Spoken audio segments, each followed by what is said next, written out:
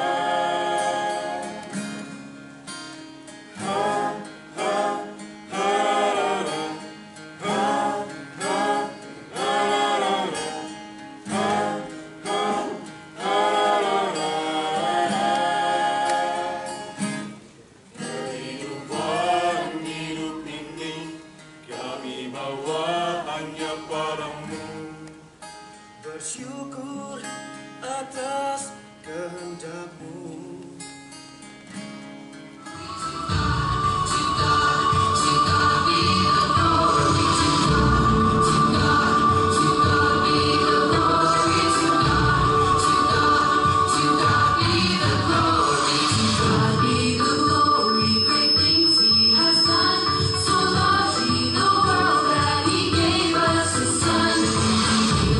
His life and atonement for sin, and open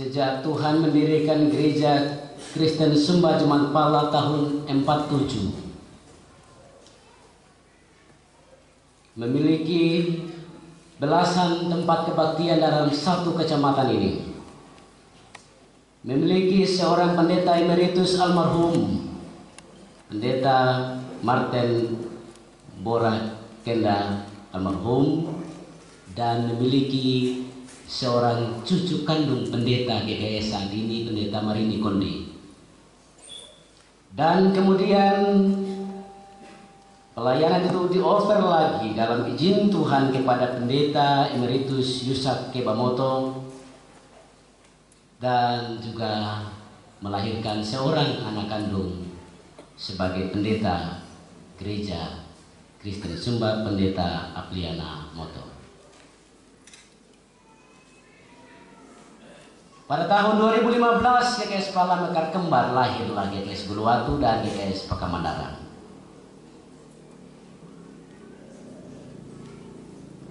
Memimpin formulir pemekaran jemaat ini di tempat di mana saya dibaptis, di tempat di mana saya sidi.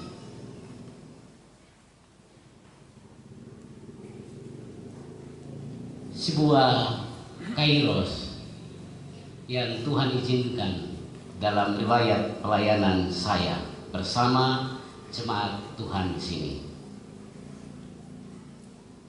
Karena itu Bapak sekalian, kita bersyukur kepada Tuhan bahwa hari ini kita diizinkan untuk menjadi saksi dalam pemekaran bertambahnya sebuah pusat kebaktian dalam sinode Gereja Kristen Sumba. Izinkanlah kami sebagai badan pelaksana majelis sinode membacakan akta pemekaran jemaat nomor 10/3-5.A.4 pemekaran datar C datar 250-12/2022. Sidang jemaat yang kami kasih, berdasarkan keputusan sidang klasis W. Pabobayara tanggal 22 bulan Juli tahun 2021 di Jemaat Pekamandaran, dan dengan dasar firman Tuhan tentang pernyataan Tuhan Yesus kepala gereja bahwa di atas batu karang ini aku mendirikan jemaatku, serta mengacu pada tata gereja Kristen Sumba pasal 3, maka pada hari ini Senin tanggal 5 bulan Desember tahun 2022, Jemaat Wanolora dikukuhkan sebagai jemaat yang mandiri dan dewasa dalam nama Allah Tritunggal, Bapa dan Anak dan Roh Kudus. Amin.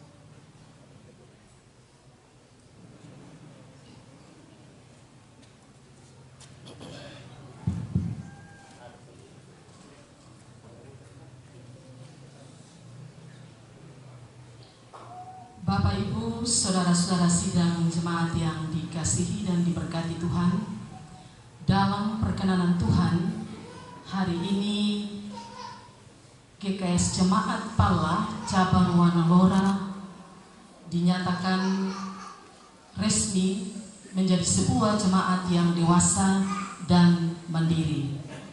Dan karena itu, dalam pertolongan Allah Tritunggal, Bapa, Putra, dan Roh Kudus, kami akan membuka selubung nama jemaat GKS Jemaat Wanalaura menjadi sebuah jemaat yang baru dan menjadi jemaat yang ke-250.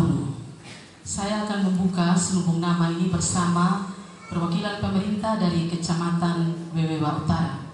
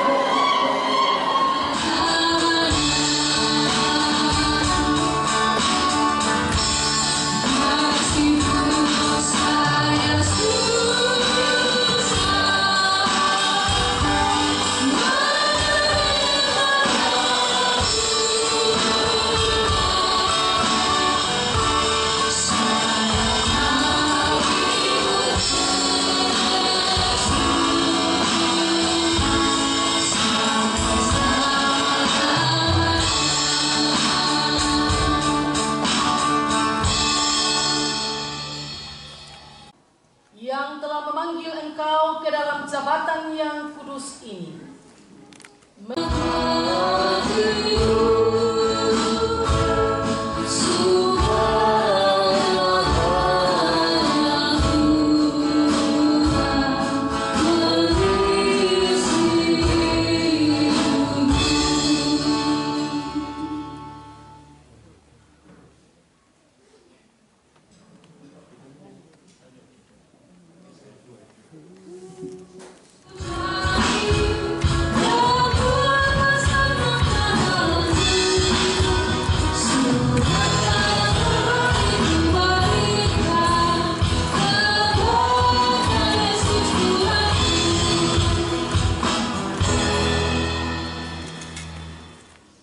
sebenarnya kalau kita lihat dari asal-usul, orang Amalek adalah keturunan Esau.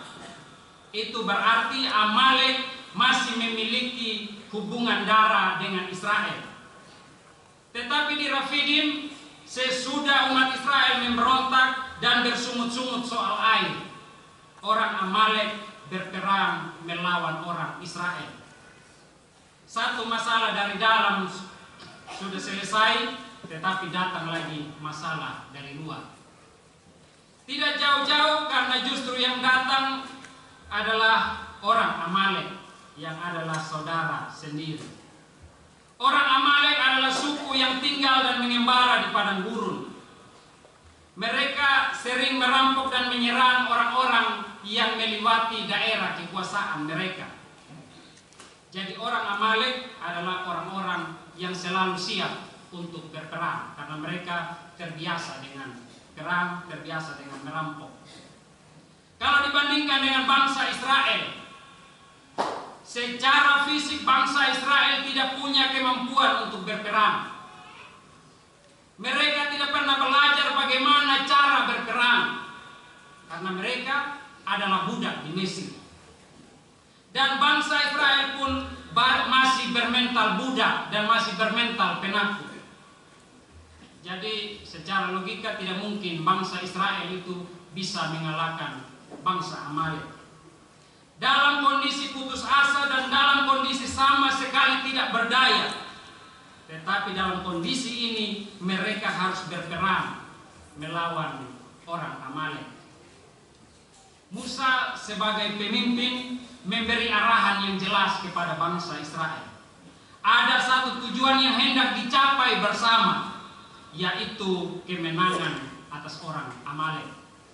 Satu tujuan itu dilaksanakan dengan satu hati, sebab kemenangan yang menjadi tujuan.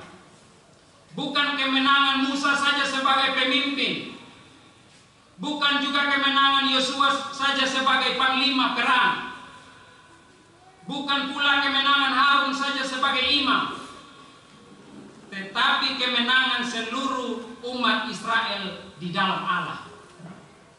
Oleh karena itu, kemenangan itu menjadi kerinduan, tekad, dan tujuan. Musa memerintah Yosua untuk memilih prajurit perang dan memimpin peperangan itu. Sementara Musa, Harun, dan Hur naik ke bukit dengan tongkat Allah di tangannya. Musa mengangkat tangan. Bila Musa mengangkat tangan, maka Israel menjadi lebih kuat. Tetapi bila Musa lelah dan menurunkan tangan, maka Amalek yang lebih kuat. Dalam keadaan seperti itu, Harun dan Hur tidak hanya menonton saja. Mereka bertindak mengambil batu agar Musa bisa duduk di atas. Sehingga ketika Musa lelah, tangannya bisa ditopang oleh Harun dan Hur, supaya tangannya tetap terancung di atas, supaya bangsa Israel itu bisa tetap kuat. Jemaat yang dikasihi oleh Tuhan kita Yesus Kristus, kemenangan bangsa Israel adalah sebuah kemenangan tim yang solid. Musa, Yosua, Harun, dan Hur, dan semua bangsa Israel bersatu padu, saling menopang, saling melengkapi, dan mereka bekerja sama dengan baik. Bersama-sama mereka bergerak maju ke medan perang. Ada yang berperang, ada yang berdoa memohon pertolongan Tuhan. Mereka maju bersama-sama dengan tugas masing-masing yang berbeda, dan di bawah panji-panji Allah yang menyertai mereka, maka mereka dapat memenangkan peperangan itu. Jemaat yang dikasihi oleh Tuhan kita Yesus Kristus, gereja adalah persekutuan orang-orang percaya kepada Yesus Kristus yang terpanggil untuk mewartakan berita keselamatan dan kemenangan yang dikerjakan Allah di dalam Yesus Kristus kepada semua orang. Dalam kesaksian gereja bagi dunia, maka gereja harus menyatu di tengah-tengah perbedaan yang ada untuk membangun dan membina persekutuan yang kokoh, sehingga terjadi kemajuan dalam pelayanan. Bercermin dari bacaan kita saat ini, ada hal-hal yang perlu diperhatikan yang menjadi syarat keberhasilan pelayanan demi membangun keutuhan dan kesinambungan pelayanan gereja. Yaitu pertama, mengandalkan Tuhan Allah. Ayat 11 bacaan kita saat ini dijelaskan bahwa apabila Musa mengangkat tangan, lebih kuatlah Israel. Tetapi ketika ia menurunkan tangan, maka lebih kuatlah Amalek. Dalam konteks ini, mengangkat tangan adalah sebuah simbol kepercayaan dan kebergantungan kepada Allah. Mereka menyadari dan mengakui bahwa mereka bisa mengalami kemenangan dan mereka bisa mengalahkan bangsa yang besar dan kuat hanya jikalau Tuhan menyertai atau turut berperang bersama-sama dengan mereka. Kunci kemenangan mereka bukan karena kuat dan hebat, melainkan karena pertolongan Allah. Dan kita lihat ketika mereka angkat tangan, maka Tuhan turun tangan. Ketika bangsa Israel berserah dengan totalitas, maka Tuhan Allah menyatakan pembelaan. Prinsip inilah yang harus juga berlaku bagi kita orang-orang Kristen masa kini. Kekuatan kita menghadapi berbagai tantangan dan pergumulan, kekuatan kita untuk mencapai dan melaksanakan ibadah pentabisan saat ini terjadi karena pertolongan dan campur tangan Allah saja. Doa menjadi kekuatan kita. Ketika Musa berhenti berdoa, berhenti pula aliran kuasa ilahi kepada umat. Selagi kita ada di dunia ini, kita ibarat Israel di padang gurun. Kita akan terus menghadapi persoalan yang silih berganti, baik dari luar maupun dari dalam. Selama kita ada di dunia ini, kita terus ada dalam peperangan. Bukan perang secara fisik, tapi perang melawan persoalan hidup, perang melawan dosa, perang melawan kedagingan kita, perang melawan kebodohan, perang melawan ketidakadilan, dan lain sebagainya. Kadangkala kita lelah, kita tidak berdaya, tapi ada Tuhan yang selalu menyatakan pertolongan. Karena itu hendaklah kita terus menerus mendekati Allah di dalam doa, iman, dan ketaatan kita. Satu-satunya harapan kita untuk menang terletak di dalam terus hidup mengandalkan Allah, sehingga kita diberi kekuatan untuk melewati dan memenangkan setiap persoalan di sepanjang perjalanan kehidupan kita. Seperti nas pembimbing kita tadi di Amsal 16 ayat 3 katakan, serahkanlah perbuatanmu kepada Tuhan, maka terlaksana segala rencanamu. Kalau kita sudah hidup mengandalkan Tuhan Allah, maka Dia juga yang akan menjadi penolong yang memampukan kita untuk menang dalam menghadapi setiap persoalan kehidupan ini. Semua yang menjadi tantangan dapat teratasi dan tujuan dapat tercapai. Hal kedua yang dapat kita belajar dari kisah ini yaitu bekerja sama yang baik dan saling menopang. Bangsa Israel ketika berhadapan dengan Amalek, bagi manusia mustahil untuk bangsa Israel bisa mengalahkan Amalek, karena Israel tidak pernah belajar bagaimana cara berperang. Mereka baru saja keluar dari Mesir, dari tempat perbudakan. Mereka masih bermental budak.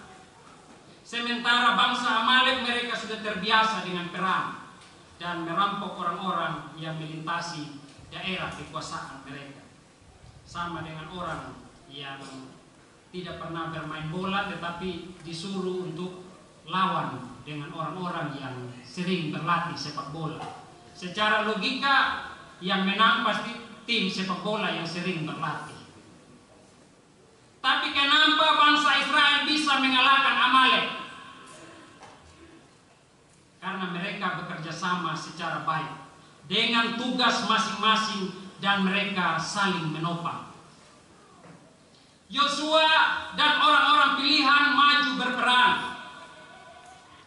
Musa, Harun, dan Hur naik ke bukit untuk berdoa. Ketika Musa lelah, Harun dan Hur menopang tangan, sehingga tongkat di tangan Musa itu tetap terancung di atas dan membuat pasukan Israel itu tetap kuat. Mereka tetap semangat dan berhasil mengalahkan bangsa Amalek. Kerjasama yang mengandalkan Tuhan pasti membuahkan hasil. Dan itu juga yang kami lakukan di Wanalora. Awalnya banyak orang yang meragukan jemaat Wanalora. Wanalora ini kira-kira bisa tabis pendeta atau tidak. Banyak yang meragukan Wanalora karena kami punya banyak keterbatasan, karena kami punya banyak sekali kekurangan. Secara manusia mungkin jemaat Wanalora tidak bisa melaksanakan pentabisan pendeta saat ini. Tetapi ketika jemaat Wanalora bergandengan tangan, satukan kekuatan, bekerja sama, saling menopang, dan terus berdoa. Apa yang mustahil bagi manusia, tetapi tidak ada yang mustahil bagi Allah. Bapak Ibu jemaat yang dikasihi oleh Tuhan kita Yesus Kristus, untuk meraih sebuah keberhasilan, kita harus bekerja sama. dalam gereja, sehebat apapun pendeta itu, dia tidak akan berhasil sendiri tanpa dukungan dan topangan dari penatua, dari diaken, jemaat, bahkan semua pihak. Pendeta tidak akan bisa buat apa-apa kalau dia tidak didukung. Ya. Pak Pendeta Jack bilang, sehebat-hebatnya pendeta, dia tidak akan bisa buat apa-apa kalau dia tidak ditopang. Tapi sekurang-kurangnya pendeta kalau dikelilingi oleh orang-orang yang hebat, pasti akan maju. Demikian juga dengan jemaat. Tanpa pelayanan dari hamba Tuhan, maka kehidupan iman jemaat itu akan merosot. Dalam menjalani kehidupan sehari-hari, ada begitu banyak persoalan yang akan kita hadapi dan harus kita perangi. Contohnya kemiskinan, kekerasan dalam rumah tangga, ada stunting, masalah pendidikan, ketidakadilan, perjudian, pencurian, dan lain sebagainya.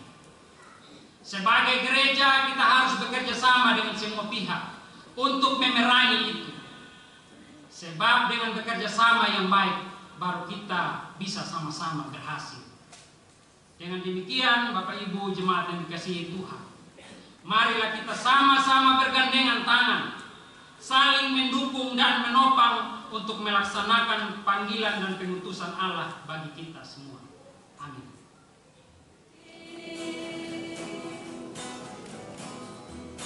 Agar dirasakan oleh sesamamu dalam dunia ini.